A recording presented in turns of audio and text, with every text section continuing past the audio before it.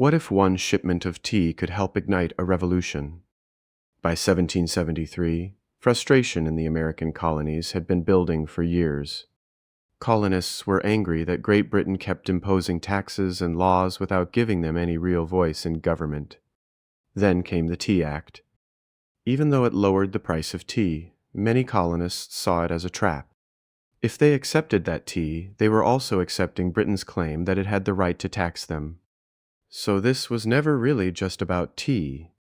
It was about power, rights, and whether the colonies would quietly submit or finally resist. Then came one of the most famous acts of protest in American history.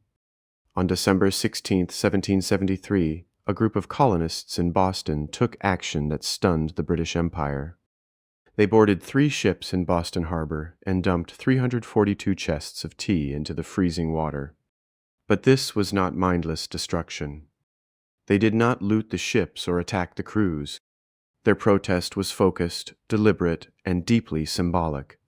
In one unforgettable night, they sent a message that Britain could not ignore.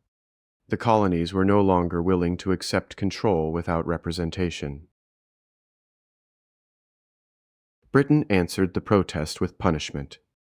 In response to the Boston Tea Party, it passed harsh laws known as the Intolerable Acts, especially targeting Boston and Massachusetts.